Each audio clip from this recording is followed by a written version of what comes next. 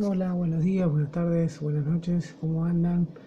Espero que se estén cuidando mucho, como les puse en el mensaje de hoy, me alegro que empiecen a engancharse y a participar y consultar en las clases.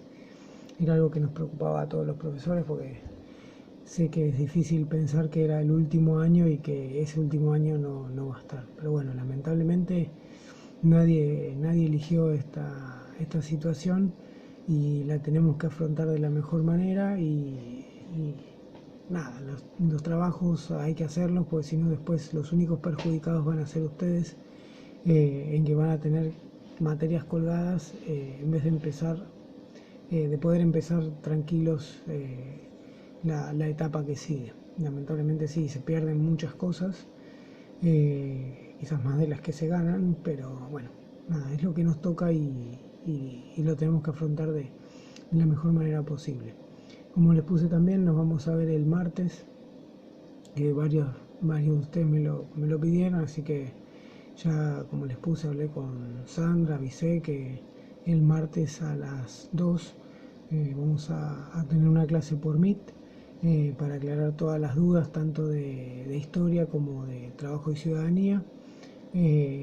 Así que bueno, nos tomaremos el tiempo que sea necesario para poder diagramar un poco eso. No son muchos los trabajos, pues los fuimos sintetizando, así que lo vamos a terminar de explicar. Voy a hacer este breve video que también me pidieron por el tema del texto de Lenin sobre el imperialismo y la fase superior del capitalismo, pero bueno, como para que explicarlo un poco y obviamente lo retomamos el martes cuando nos veamos, ¿sí?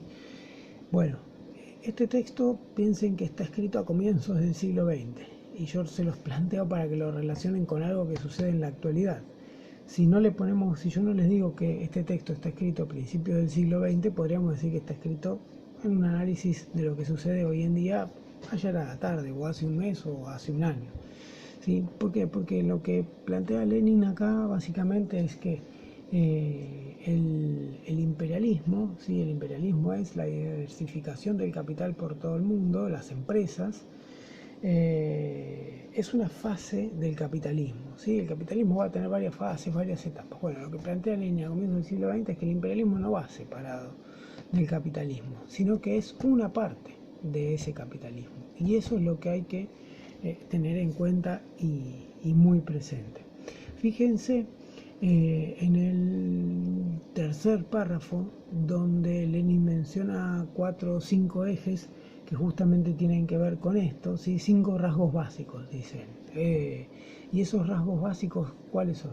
En primer lugar, la concentración de la producción y del capital, que alcanzó un punto tan elevado de desarrollo que lo termina centralizando en lo que son los monopolios. O sea, puede haber varias empresas de un mismo producto, pero finalmente va a haber una que se va a imponer sobre las otras y eso va a terminar siendo monopolizado. Un ejemplo, ¿cuál es? ¿Cuál podrían pensar que se les ocurre? ¿Cuántas gaseosas hay? ¿Y cuántas marcas a nivel internacional termina habiendo siempre? Y lo mismo podríamos decir pasa con los jugos, con el agua y demás. Siempre todo termina concentrándose en una o dos empresas, digamos en una sola, ¿sí? Que es el Coca-Cola, que es lo mismo que pasa con varios productos, ¿sí? Lo podemos pensar desde ese lado. Después, el segundo rasgo que él menciona, por ejemplo, o sea, yo les planteo esto como para que vayan pensando justamente lo que Lenin va diciendo a lo largo del texto y cómo relacionarlo después justamente con el otro texto, el que se llama La masacre de Bérgamo, es lo que tiene que ver con la actualidad, es la pandemia y lo que sucedió en Italia, en donde, en una región industrial y donde el grupo Techin es acá en la Argentina, eh, pero donde digamos las empresas dijeron no importa la gente, que vayan a trabajar y que se mueran los que se tengan que morir. O sea, acá hay que seguir produciendo, ¿sí? Bueno, hasta que obviamente se dieron cuenta que no tenían gente para que vaya a trabajar. Es un poco lo que a veces estamos cansados de tener que cuidarnos, pero bueno, es lo más importante. O nos cuidamos o nos morimos, o la pasamos mal. Quizás algunos no se mueren, pero la pasan mal. Eso nunca nadie lo puede saber hasta que lo toque. Entonces, eso es lo que tenemos que entender. El segundo punto que menciona, por ejemplo, cuando dice la fusión del capital bancario con el industrial. ¿Quiénes financian muchas veces a las industrias? Los bancos, ¿sí? Entonces, ¿quién le van a dar los préstamos? Los bancos. Y la formación sobre la base de del capital financiero, o sea que habla de la oligarquía financiera. Esto hay un ejemplo a las claras hoy en día, que es el ejemplo de, si lo habrán visto en los noticieros, es el ejemplo de Vicentín. ¿Quién financió una empresa privada para que fugue justamente capital, para que lave plata? El gobierno, ¿sí? ¿A través de dónde? De un banco. Entonces son los bancos, algunos gobiernos a través del banco, los bancos directamente, pero siempre uno está ligado con el otro. Entonces, en este caso el gobierno anterior utilizó el Banco Nación, ¿sí? Un banco estatal, para prestarle plata a un privado. Entonces, ese préstamo a veces se hace entre privados o entre el Estado y privados, ¿sí? En algunos casos no está mal subsidiar al privado. Por ejemplo, en un caso como el que estamos de crisis económica, no está mal subsidiar a un privado para que no despida gente y así poder evitar aumentar la desocupación. Total, después sabes que ese privado, cuando se recupere la economía, vos le vas a ir a cobrar. Ahora, eso lo puedes plantear desde un lado. Desde otro lado, ¿sí? Depende de la visión que tengas de la economía, directamente, no, ten la plata, haz lo que quieras, no me rindas cuentas, esto es tuyo. En realidad no es tuyo, es nuestro. Y ese gobierno decidió dárselo a través de un banco a una empresa privada. El tercer punto, donde Lenin dice la explotación de capital, a diferencia de la exportación de mercancías, adquiere una importancia excepcional. O sea, ¿qué es lo importante acá? La exportación de capital a diferencia de la exportación. O sea, me da más ganancias el capital que producir o que tener un negocio. Esto también lo podemos ver en algunas políticas que se llevaron a cabo en Argentina durante el neoliberalismo o durante el gobierno anterior. Era más conveniente poner la plata en un banco o comprar bonos porque el interés era muy alto en vez de venir a invertir y no sé, vamos a poner, nosotros terminamos de estudiar y tenemos unos mangos. Digo, ¿qué hago? ¿Los pongo en el banco que me da un interés alto o me pongo un kiosco?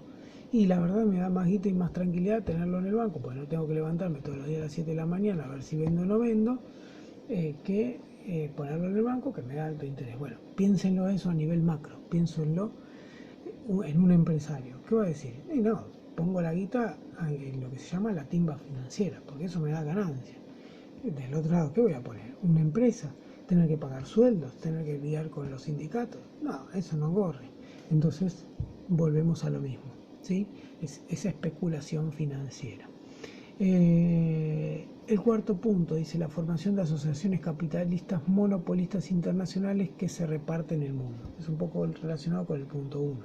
Los monopolios, los grandes pools, que son empresas poderosas que se juntan para manejar la economía. Por ejemplo, ¿cuántas empresas hay en la Argentina que producen harina? 4 o 5. ¿Cuántos productores hay? Muchos, pero los grandes son 4 o 5. Son los que ponen y regulan el precio. Si el Estado no interviene, el precio de la harina lo ponen 4 tipos y dicen, bueno, vamos a ponerlo alto y que el que pueda coma pan y el que no, no.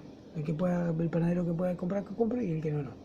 ¿Sí? Entonces eso lo deciden pocas personas. Eso es un poco lo que termina sucediendo con el monopolio. Y el último punto, el quinto, dice, por ejemplo, la culminación del reparto territorial del mundo entre las grandes potencias capitalistas. O sea, primero las empresas, después reparto de tierras, ¿sí?